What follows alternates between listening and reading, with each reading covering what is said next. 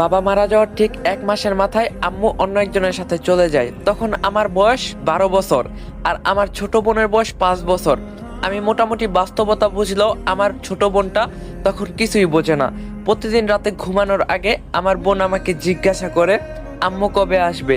আমি নির্বাক হয়ে চোখের পানি ছেড়ে বোনটার কপালে চুমু খেয়ে বলি আম্মু আমাদের আব্বুকে খুঁজতে গিয়েছে, আব্বুকে পেলেই ফিরে আসবে।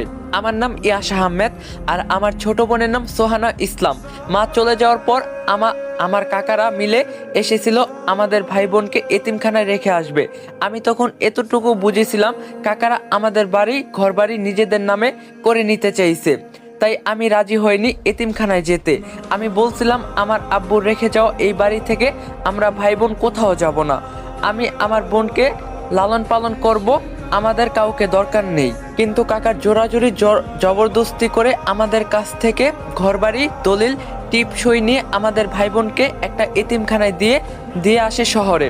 এতিমখানায় গিয়ে দেখতে পেলাম আমাদের মতো আরো অনেক বাচ্চারা সেখানে।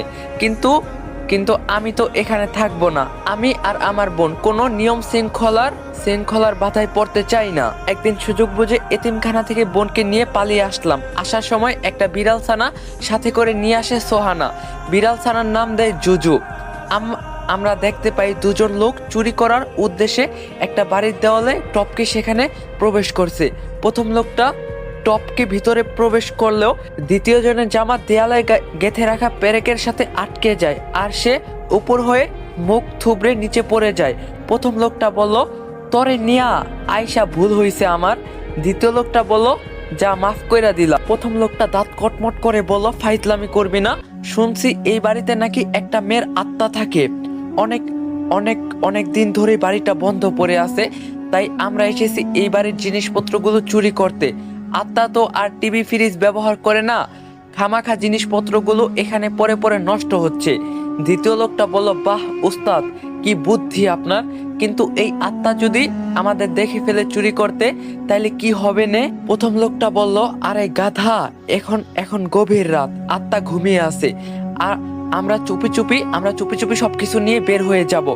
এভাবে কথা বলতে বলতে দুজন পা টিপে টিপে বাড়ির ভিতর প্রবেশ করলো। দেখা গেল একটা কালো ছায়া মূর্তি 2 তলার জানালার পাশে দাঁড়িয়ে তাদের দিকে তাকিয়েছিল এতক্ষণ। গাইস, ফুল ভিডিও মাত্র ইউটিউবে আপলোড করেছি, গল্পটা অনেক ইন্টারেস্টিং। তো আপনারা যাইবেন ইউটিউব থেকে ফুল গল্পটা দেখে আসবেন। ইউটিউব চ্যানেলের লিংক টিকটক আইডির বায়োতে দেওয়া আছে আর ইউটিউব চ্যানেলের নাম ইয়ামিন অন ফায়ার 2.0। তো সবাই যাইবেন টিকটক আইডির বায়োতে, ইউটিউব চ্যানেলের লিংক দেওয়া আছে, সবাই যা দেখে আসবেন। আর যারা টিকটক থেকে যাবেন সবাই একটা কমেন্ট করবেন, আমি সবাই রিপ্লাই দেওয়ার চেষ্টা করবো। তো লিংক থাকবো টিকটক আইডির বায়োতে, সবাই যা দেখে আসবেন।